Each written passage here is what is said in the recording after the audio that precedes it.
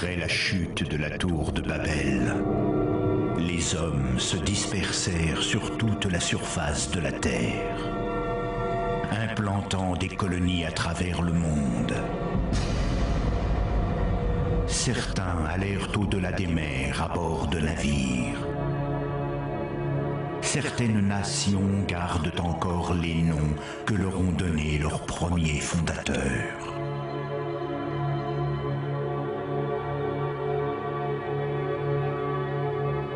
Dans le livre de la Genèse et dans les écrits de Joséphus, un historien juif du 1er siècle, il est question d'une migration préhistorique de Mésopotamie en Afrique.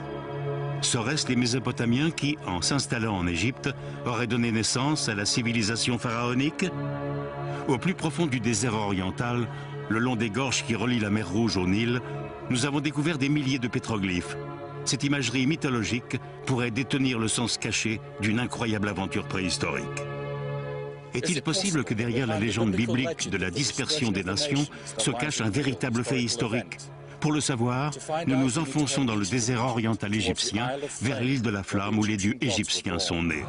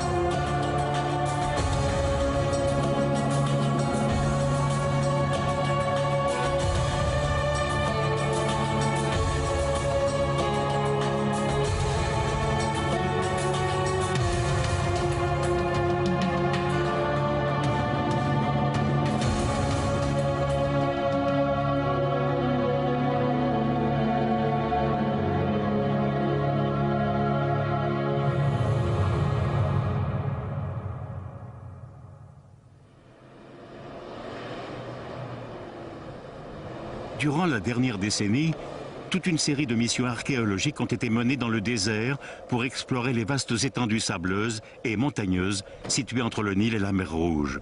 Ces recherches ont été entreprises dans la continuité des découvertes faites au début du XXe siècle qui avaient montré que cette contrée désertique avait été autrefois une savane semi-fertile avec des trous d'eau et une abondante vie sauvage.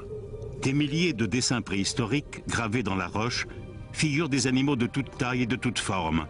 Il y a des hommes parmi eux, les chassant ou les domestiquant.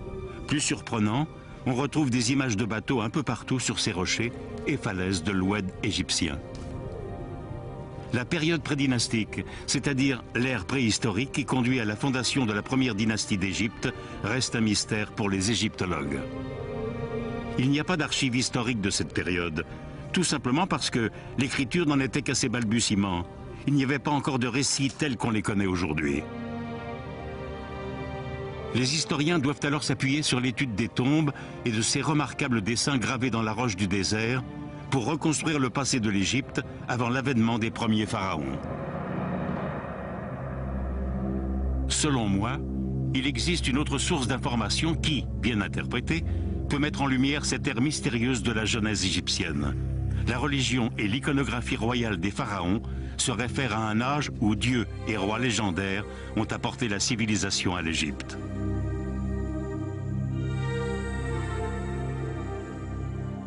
Les textes anciens et les peintures mortuaires racontent le voyage du roi défunt dans le monde d'en dessous, en direction de l'Est, vers un lieu appelé île de l'embrasement ou de la flamme.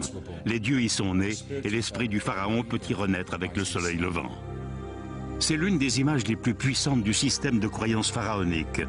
Lorsqu'on se tourne vers l'est du Nil, le regard porte sur les montagnes du désert oriental qui se découpent à l'horizon vers le lieu où le dieu soleil se lève. Au-delà s'étend la mer Rouge et plus loin encore vers l'est, de l'autre côté de la péninsule arabique, se trouve l'autre grande civilisation préhistorique, le royaume sumérien de Mésopotamie.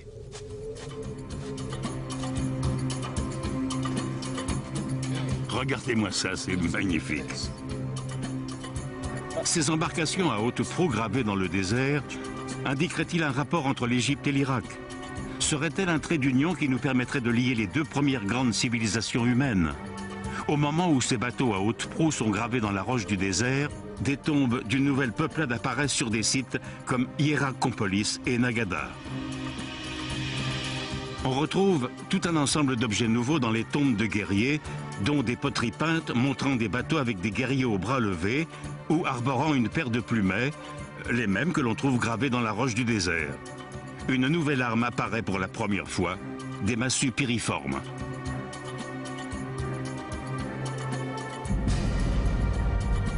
Cette massue, ainsi que des armes de jet et des arcs, figurent sur des objets mis au jour dans la vallée du Nil. On les retrouve également dans l'art royal, comme sur la fameuse palette de Narmer.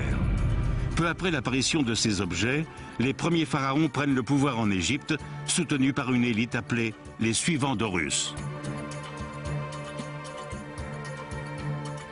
Ces rois reçoivent le nom de Horus Narmer, Horus Aha, le combattant, et Horus Djet, le serpent.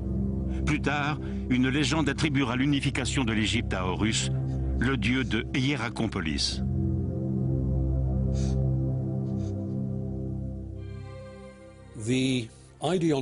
L'idéologie de la royauté égyptienne repose sur le principe selon lequel le pharaon est un dieu incarné. C'est la théorie qui donne au pouvoir sa légitimité.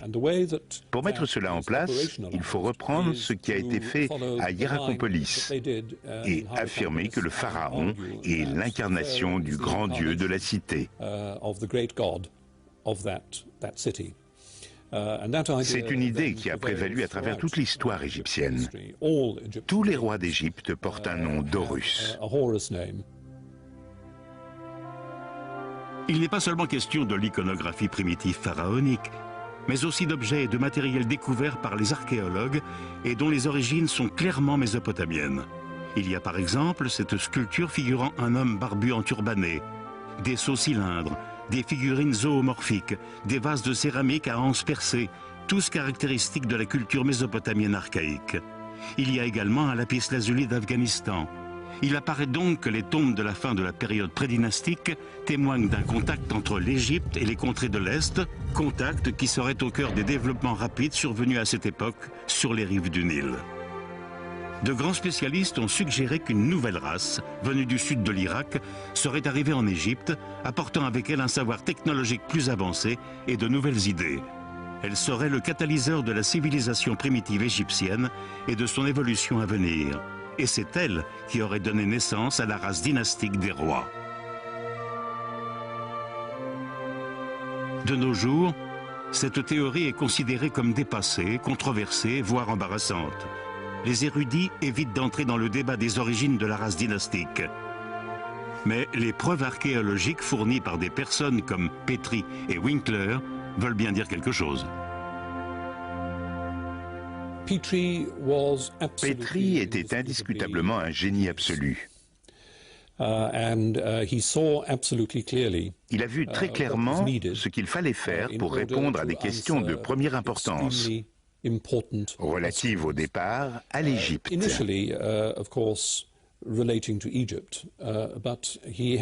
Mais il considérait les choses avec beaucoup de recul et il a su voir que les éléments qui étaient apparus en Égypte étaient originaires d'autres contrées. C'était un homme d'un esprit brillant et pénétrant, un homme qui ne se contentait pas des réponses les plus simples. Il possédait et faisait preuve d'une énergie colossale. C'est ce qui lui a permis de révolutionner non pas seulement l'archéologie de l'Égypte, mais la discipline dans son ensemble. On ne peut pas tout simplement balayer les théories de Petrie et de ses collègues sans tout d'abord examiner les preuves qu'ils ont mises au jour. Après tout, ce sont des éléments qui leur étaient familiers et qui leur ont permis de conclure que la Mésopotamie était le berceau de la race dynastique. Pour moi, il ne fait aucun doute qu'une peuplade venue de Mésopotamie s'est installée en Égypte durant les siècles précédant l'ère dynastique.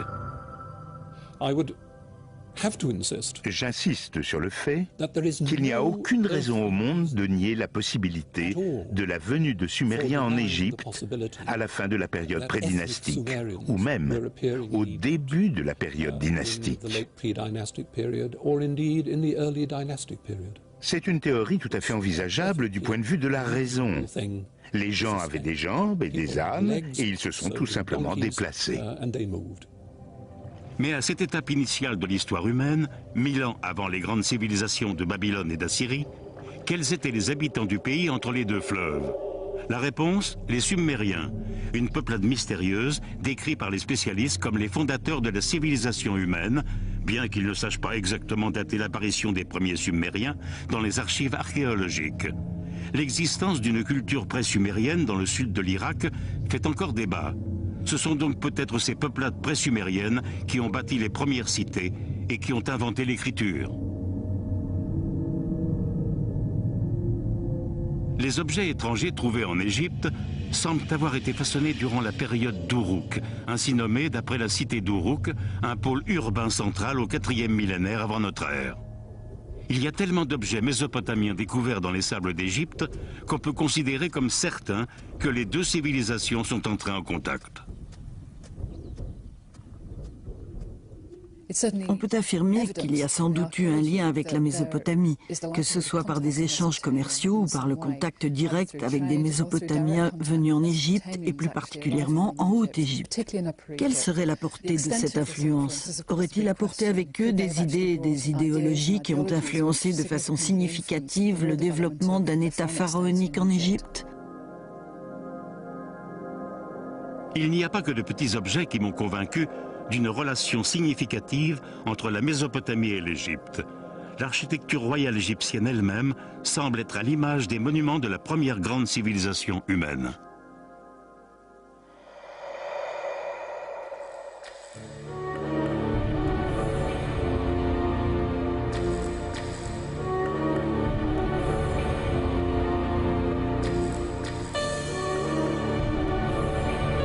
Notre quête des origines de la civilisation égyptienne nous emmène dans les plaines désolées du sud de l'Irak.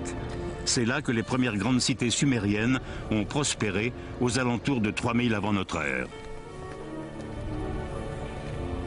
J'ai déjà établi un certain nombre de parallèles entre les objets de l'époque prédynastique égyptienne et ceux datant du début de la civilisation mésopotamienne. Mais il ne s'agit pas seulement de menus objets, il est question de bâtiments entiers. L'une des caractéristiques les plus communes des sites archéologiques du Moyen-Orient est l'architecture en briques crues comme ici. On la retrouve pour la première fois en Égypte durant la période Nagada II. Mais la brique crue a été inventée plusieurs siècles plus tôt dans l'ancienne Sumer. Serait-ce un autre exemple d'une invention introduite dans la vallée du Nil par les peuples de l'Est? Les Mésopotamiens étaient passés maîtres dans les constructions en briques crues, bâtissant des structures très élaborées avec des façades à niches, appelées aussi façades de palais. Cette architecture caractéristique tire ses origines dans les temples et palais de la période d'Uruk.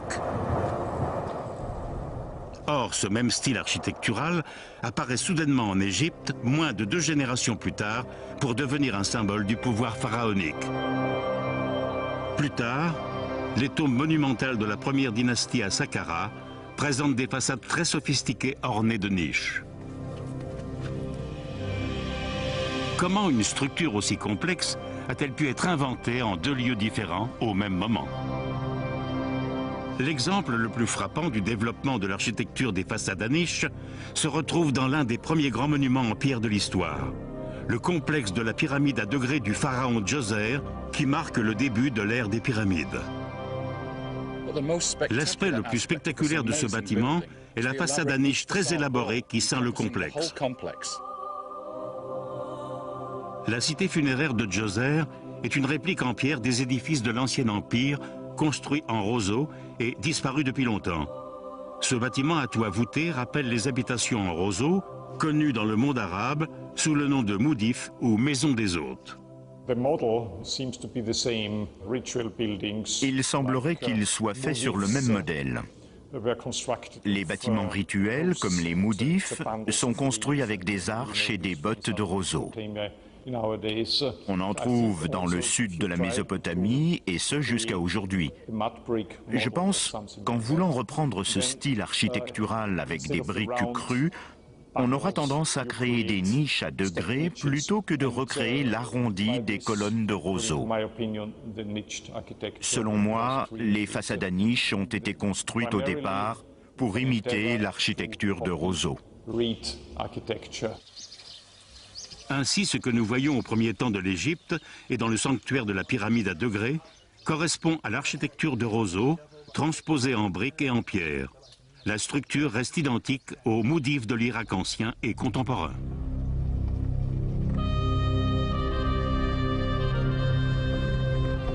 Il y a seulement 2 générations, ces terres désolées étaient de vastes étendues marécageuses, grouillantes de vie.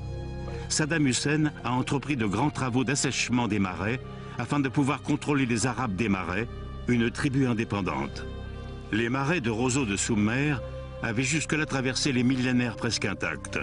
Il ne reste plus que quelques zones marécageuses, modestes vestiges de ce que fut le paysage découvert par les premiers habitants des marais. Ces pionniers pré-sumériens ont bâti des communautés sur les îles de sable, vivant dans des huttes en roseaux. Ils se déplaçaient d'un campement à l'autre à bord d'embarcations en roseaux également, dans lesquelles ils transportaient leurs dieux d'un temple à l'autre. Les 3 principales ressources naturelles étant l'eau, les roseaux et la boue, ce sont avec ces 3 matériaux que sont construites les premières cités.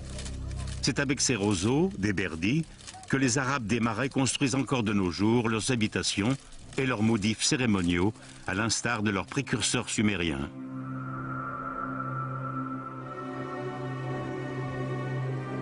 Les constructions en briques crues, plus durables, ont pris le pas sur celles en roseaux, mais elles perpétuent le style architectural des moudifs avec ses arches et ses décrochements.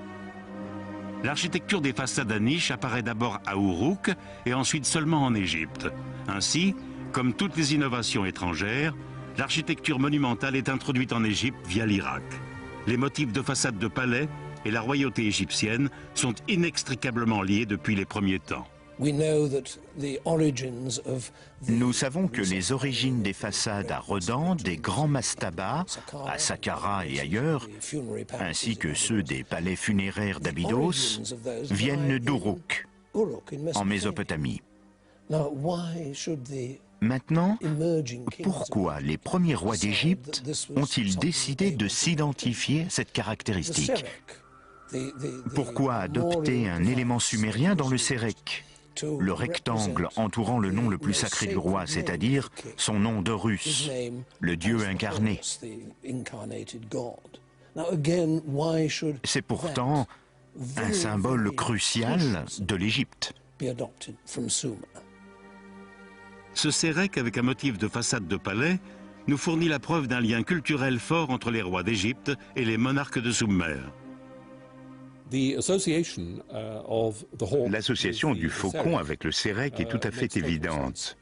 Le sérek est la transposition convenue d'une façade de palais, et elle semble tirer ses origines de la zone culturelle sumérienne. D'une façon ou d'une autre, c'est arrivé jusqu'en Égypte. Mais il n'y a pas que le nom d'Horus des rois égyptiens qui pourrait tirer ses origines de Mésopotamie. L'un des attributs iconographiques les plus caractéristiques du pharaon est la couronne blanche de la Haute-Égypte. On ne saurait faire plus typiquement égyptien.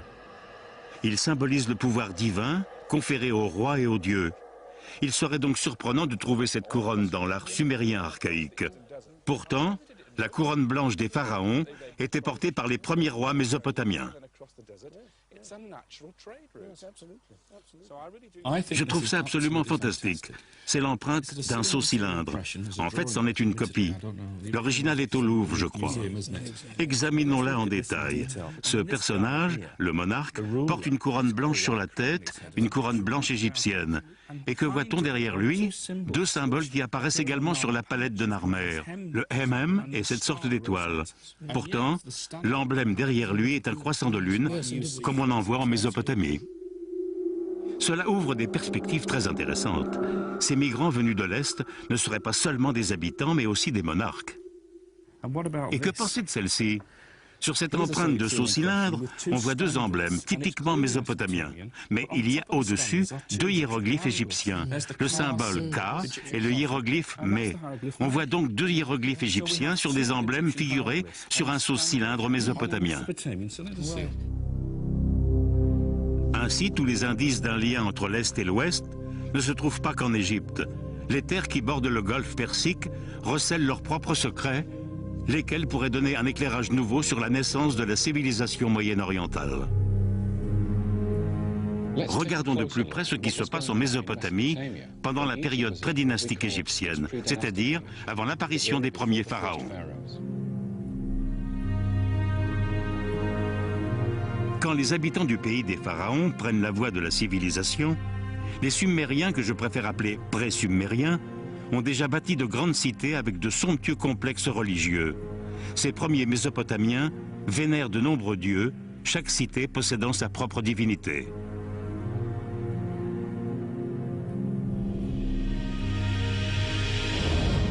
Les temples de ces dieux de la cité sont placés sur des plateformes élevées qui ont au fait de se transformer en pyramides à plusieurs étages.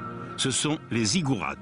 Ces montagnes façonnées par la main de l'homme témoignent des origines géographiques de ces pré-sumériens qui se sont installés dans la plaine de Mésopotamie. Si les dieux exigent de leurs fidèles qu'ils érigent des montagnes, cela veut dire que ces derniers viennent probablement des montagnes du Nord. N'ayant trouvé aucun lieu suffisamment élevé pour établir les statues de leur divinité, ils doivent le construire eux-mêmes en utilisant le seul matériau en abondance sur place, la brique crue. Ces entreprises titanesques demandent une administration efficace et de grandes réserves pour subvenir aux besoins des ouvriers. Une forme primitive de comptabilité est mise au point pour inventorier les quantités de matériaux, de nourriture et d'offrandes. C'est la naissance de l'écriture, et oui, il faut reconnaître que l'on doit une des plus belles inventions de l'homme à un comptable. Cela se passe durant la période d'Uruk, avant la première apparition de l'écriture en Égypte. Les premières tablettes sont presque exclusivement comptables. Elles inventorient la circulation des biens. Il s'agit d'un éventail restreint de choses qui sont heureusement faciles à dessiner. Animaux, bières et différentes variétés de blé. Des chiffres indiquent la quantité de chaque bien. Comme c'est une écriture pictographique, on ne peut pas traduire ces tablettes d'argile. Un pictogramme se passe de langage. Le dessin d'une vache désigne une vache dans n'importe quelle langue. On ne sait donc pas dans quelle langue c'est écrit.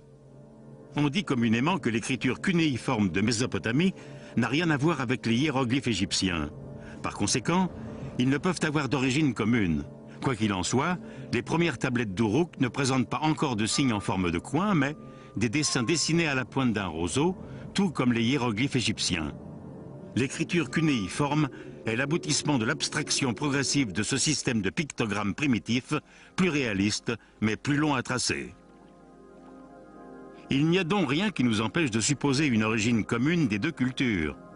Ce que j'essaie de montrer est qu'il n'y a pas seulement un contact commercial entre les deux peuplades, mais qu'il y a une migration de population depuis les terres relativement désolées des bords de l'Euphrate à la vallée luxuriante du Nil.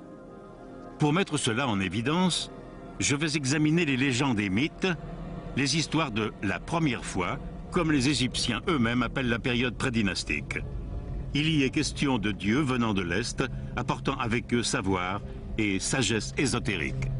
Les Sumériens ont un passé légendaire, au cours duquel la royauté est descendue du ciel à Eridu, la première cité sur Terre.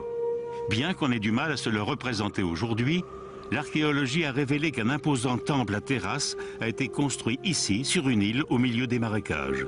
Ce lieu sacré s'appelait Nunki, la puissante place, la demeure d'Enki, le dieu de l'eau. Ce dieu a sauvé l'humanité d'un terrible déluge en prévenant un homme et lui enjoignant de construire une arche pour lui et sa famille. Ce récit nous est bien familier. Vous ne serez donc pas surpris si je vous dis être persuadé que la ziggourate ou temple d'Eridu correspond à l'édifice biblique de la tour de Babel, bâti par les hommes pour défier la puissance divine après le déluge. Qui a construit cet édifice légendaire? La réponse se trouve peut-être aussi dans la tradition biblique. Le livre de la Genèse mentionne un vaillant chasseur qui devient le premier grand souverain sur terre.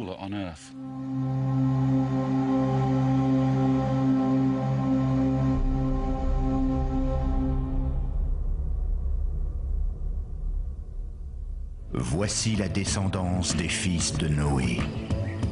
Sem, Cham et Japheth, auxquels des fils naquirent après le déluge. Les fils de Cham, Coush, Misraïm, Put, Canaan.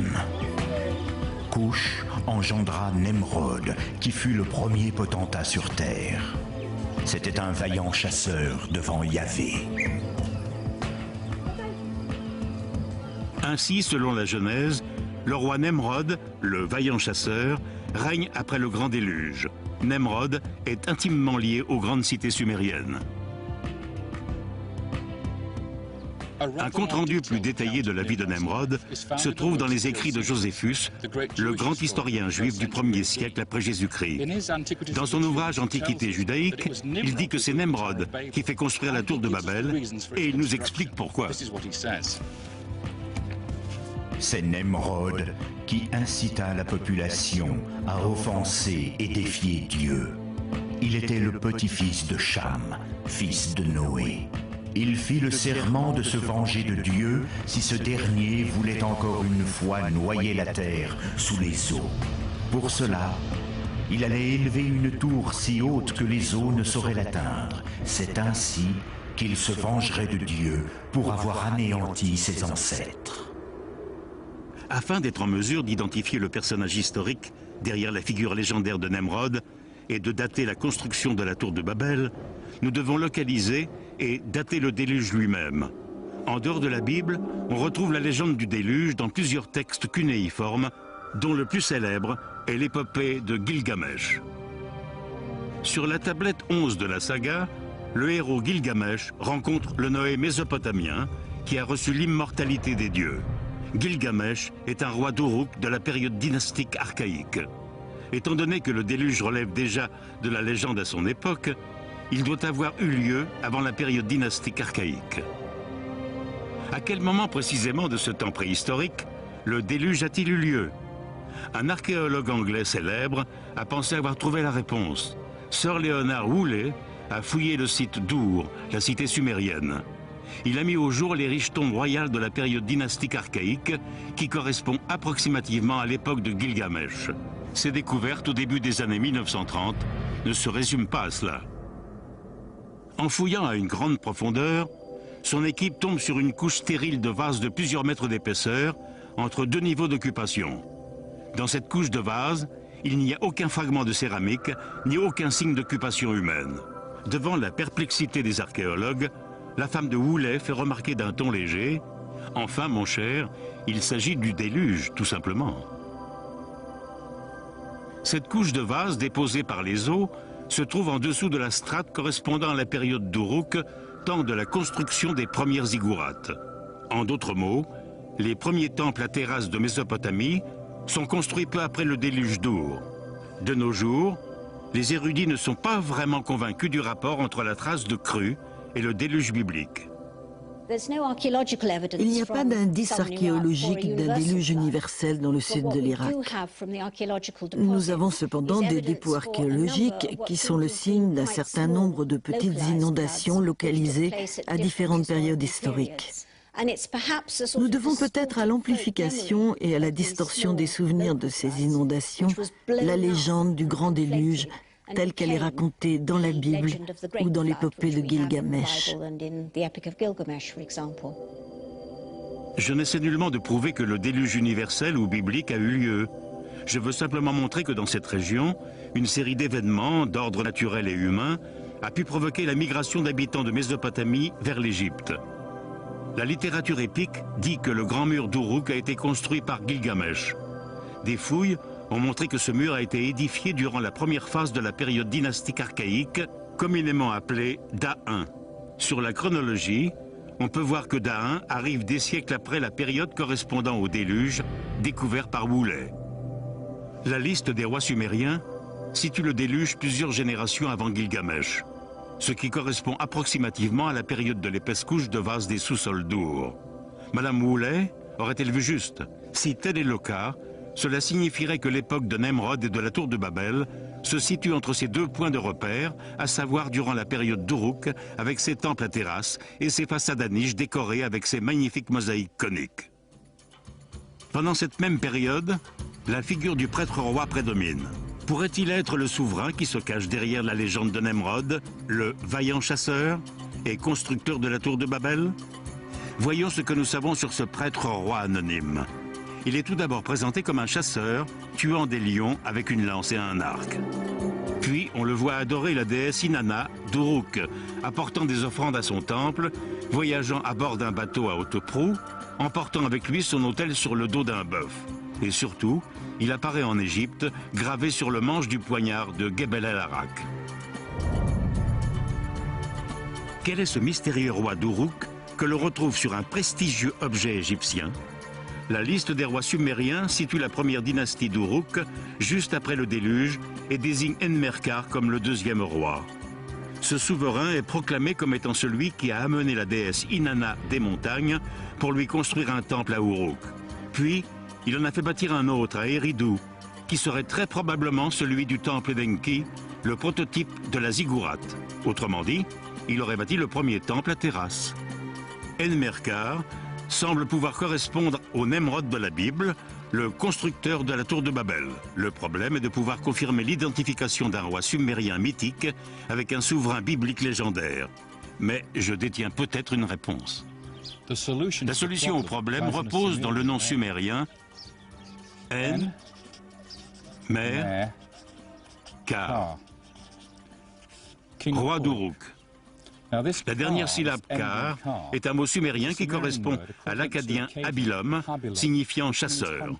Le nom, à proprement parler du roi, est donc Enmer, le chasseur. C'est l'indice qu'il nous fallait. J'enlève les voyelles, comme l'aurait fait un scribe de la Bible, puisque l'hébreu ne s'écrit qu'avec des consonnes. Il me reste NMR, je retrouve donc le nom biblique de Nemrod, le vaillant chasseur. Peut-être venons-nous de découvrir l'identité mystérieuse du légendaire Nemrod. C'est également à cette période que des colonies s'établissent sur les rives de l'Euphrate, remontant jusqu'en Assyrie et au-delà.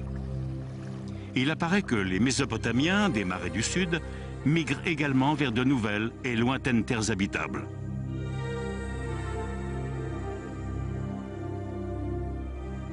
Joséphus semble avoir eu connaissance de ces migrations qu'il lie avec la chute de la tour de Babel et de la dispersion des nations qui s'ensuivaient. Après la chute de la tour de Babel, les hommes se dispersèrent sur toute la surface de la terre, implantant des colonies à travers le monde. Certains allèrent au-delà des mers à bord de navires. Certaines nations gardent encore les noms que leur ont donnés leurs premiers fondateurs. Aurions-nous découvert un lien entre la Bible et l'histoire de la jeunesse de l'Égypte? Pour Joséphus, il ne fait aucun doute que les Mésopotamiens se rendent en Égypte du temps de Nemrod, le premier potentat sur terre. Des 4 fils de Cham, le temps n'a pas altéré le nom de Couche. Les Éthiopiens sur lesquels il règne sont encore de nos jours appelés Couchim. La mémoire de Misraïm est également préservée. Tous les habitants de la Judée appellent l'Égypte Misra et les Égyptiens les Misraïm.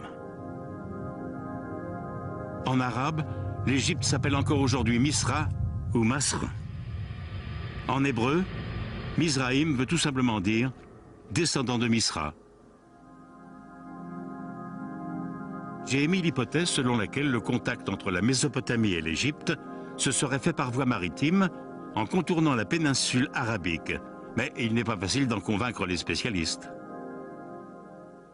Si on regarde une carte, on a l'impression que la distance qui sépare l'Égypte, le golfe Persique et les contrées des premières cultures sumériennes de Mésopotamie n'est pas très grande.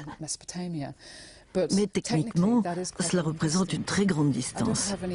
Votre hypothèse ne me dérange pas d'un point de vue théorique, mais il faudra des preuves que des Mésopotamiens auraient pu naviguer aussi loin pour rejoindre la mer Rouge.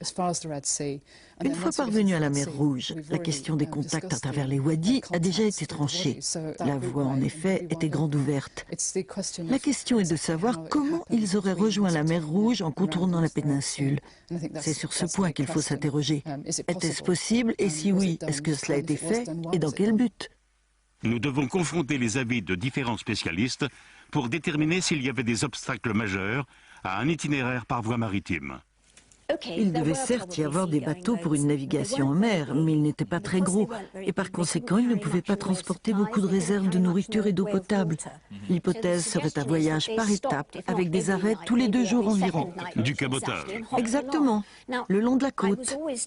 J'ai toujours entendu dire qu'il y avait très peu d'eau sur la côte sud de la péninsule. Mais il n'y a aucune preuve de ça.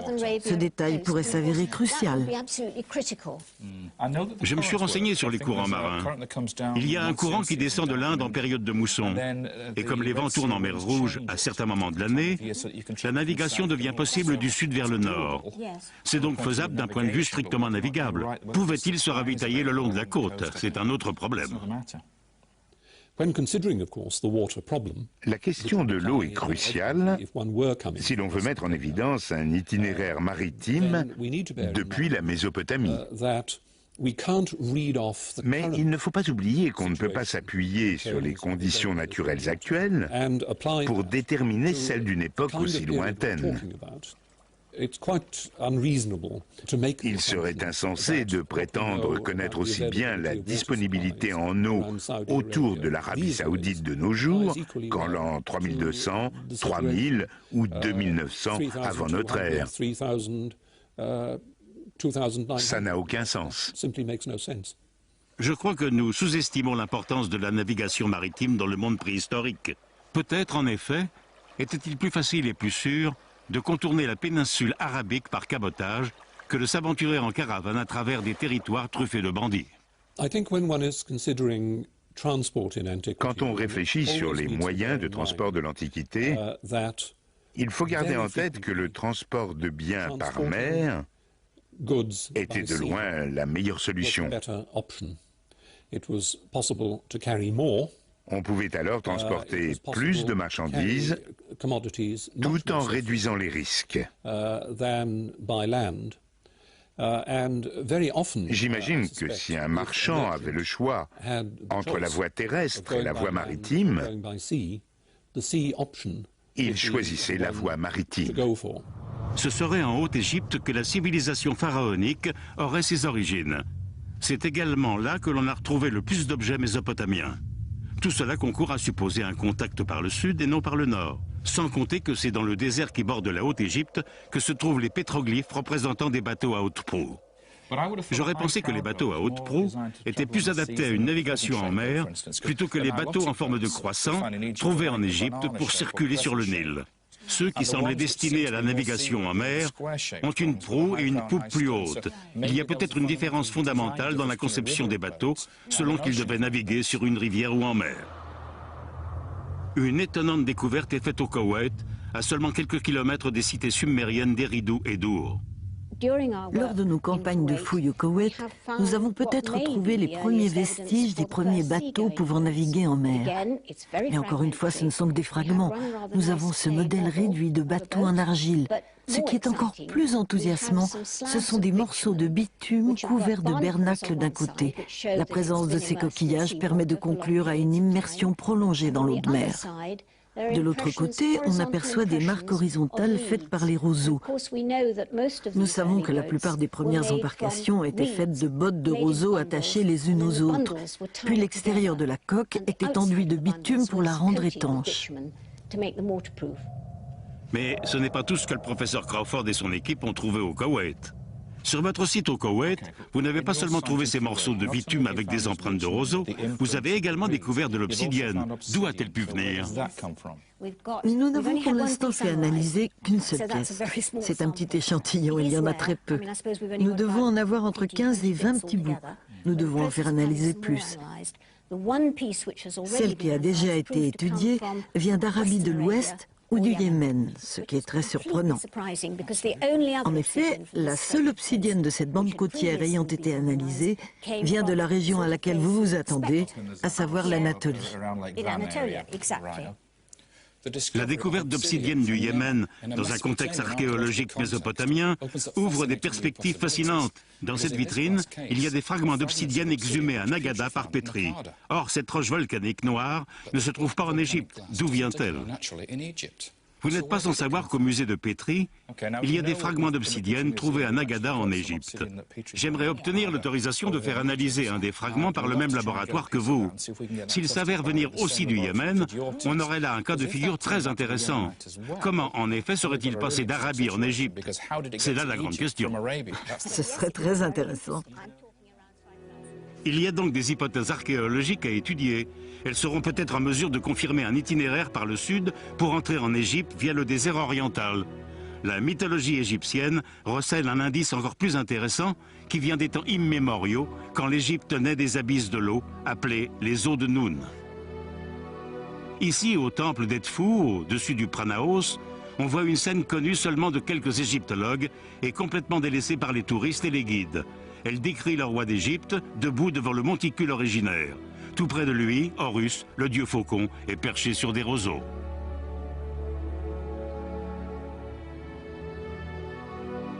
Derrière lui se tiennent les divinités primitives de Zeb-Tépi de la première fois ou les premiers temps. Il leur a été donné de nombreux titres comme Thoth et les 7 sages, les esprits glorieux du tout premier âge, ou encore les dieux bâtisseurs. Mais ils sont originairement connus comme étant les Sheptiou. C'est un nom difficile à interpréter, mais que l'on peut probablement traduire par les anciens. Les deux principaux dieux sont Wa, celui qui est lointain, et Aa, le grand. Le troisième personnage assis est appelé Nai, le marin. Le troisième dieu, le marin, suggère une association avec des vaisseaux, tandis que celui qui est lointain évoque l'idée d'un endroit éloigné.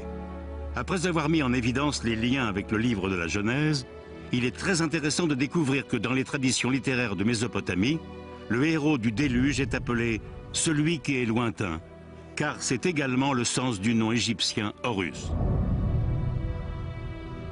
La mythologie égyptienne de la création du monde semble pointer du doigt vers un lieu lointain, au-delà de l'Égypte, où serait l'île de la création. Les dieux bâtisseurs Sheptiou y ont édifié le tout premier temple, entouré par les eaux de Noun, au bout du monde et au commencement des temps.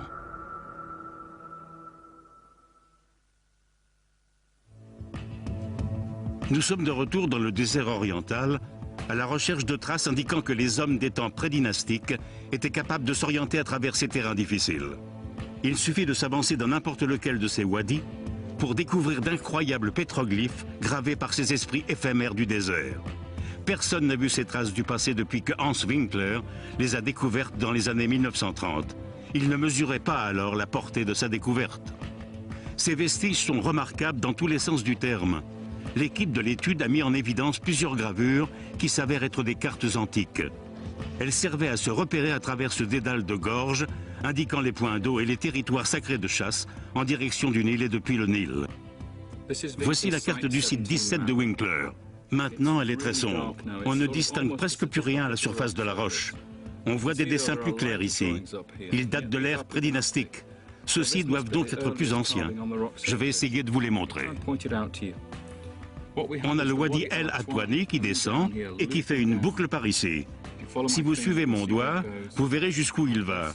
Il finit par rejoindre le Wadi Hammamat qui repart dans cette direction. Sur le chemin Atwani, il y a 2 cercles, le premier ici et le deuxième plus bas. Ils désignent les 2 sites où l'on a trouvé les pétroglyphes, les sites 17 et 15. C'est la plus vieille carte du monde. Ces cartes gravées dans la roche ont été comparées à des cartes récentes de la région et elles correspondent plus ou moins à la géographie des lieux. Elles précèdent de 2 millénaires les cartes pharaoniques du Nouvel Empire, jusque-là considérées comme les plus vieilles cartes du monde. Je suis persuadé que c'est à travers ces gorges que les embarcations en roseau des aventuriers mésopotamiens ont été traînées depuis la mer Rouge jusqu'au Nil, dans le but, qui fut atteint, de coloniser les rives du plus grand fleuve d'Afrique. Les scènes où l'on voit des bateaux traîner à travers le désert auront un écho dans les bas-reliefs plus tardifs des temples et des tombes du Nouvel Empire. Dans le temple d'Osiris à Abydos, le dieu faucon de la nécropole Sokar est transporté sur un bateau à haute proue. L'embarcation n'est pas tirée dans l'eau, elle est montée sur un traîneau en bois et elle est traînée dans le sable par le roi lui-même. De la même façon, le cercueil d'un pharaon du Nouveau Royaume est tiré jusque dans sa tombe dans la vallée des rois, à bord d'un bateau lui-même monté sur un traîneau. À sa mort, le roi ne fait plus qu'un avec le dieu de la mort, Osiris, dont le nom se prononce Azar en ancien égyptien. Il y a une autre coïncidence à examiner. L'un des dieux sumériens d'Eridu porte aussi le nom d'Azar. Le nom même du temple d'Osiris cache peut-être un indice.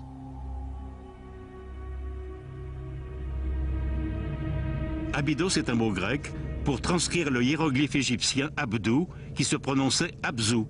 Ainsi, le site religieux égyptien le plus sacré, à savoir le temple d'Osiris, et le lieu de sépulture des premiers pharaons, porte le même nom que le sumérien Abzou, le dieu des eaux souterraines.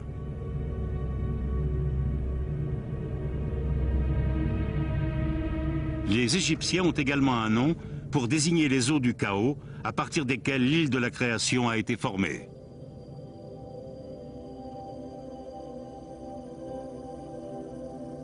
Et bien sûr, Noun est le même nom qui désigne l'île sacrée d'Eridu, qui jaillit des eaux souterraines, le sanctuaire d'Abzou, d'Enki et d'Azar.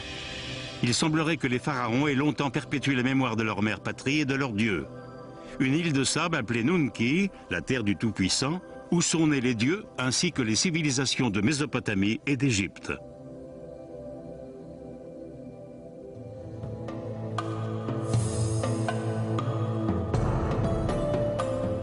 Rassemblons toutes ces données en une épopée historique, en une histoire légendaire qui, selon moi, est étayée par des preuves archéologiques.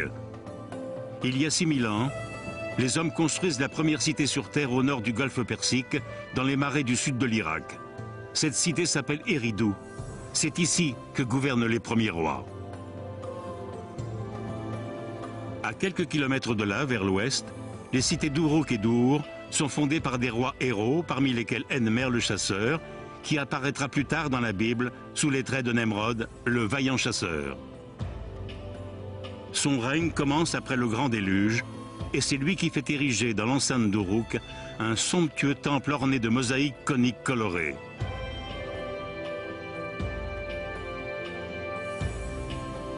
Enmer fait également bâtir un temple à terrasse sur l'île d'Eridu.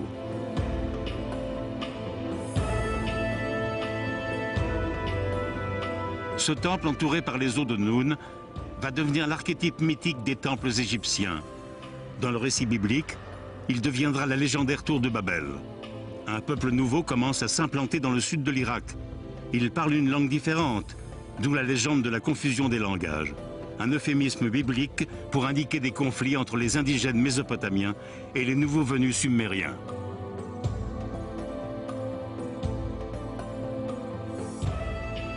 Les ressources naturelles étant limitées dans ces régions marécageuses, les habitants sont poussés à chercher d'autres terres à coloniser. Ils consacrent ainsi la légende de la dispersion des nations. Certains remontent vers le nord, vers l'Euphrate et le Tigre, d'autres prennent la voie maritime du sud, empruntant l'actuel océan Indien. Les pionniers des mers ont depuis longtemps eu vent de l'existence d'un beau pays sur le continent africain, arrosé par un fleuve qui remonte vers le nord pour se jeter dans la Méditerranée. Ils voguent hors du golfe Persique. Ils mettent cap vers le sud pour longer la péninsule arabique et remonter ensuite vers la mer Rouge. Ils posent le pied à l'entrée des grands wadis du désert oriental. Leur plus grand atout étant les embarcations en roseau à haute proue, enduites de bitume, ils ne peuvent se décider à les abandonner sur le rivage de la mer. C'est pourquoi ils les tirent à travers les wadis pour les remettre à flot dans les eaux du Nil.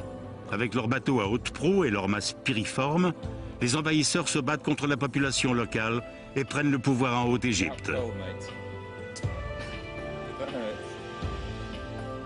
Certains remontent jusqu'au delta, où ils établissent la ville portuaire de Bouto, une porte ouverte sur la Méditerranée.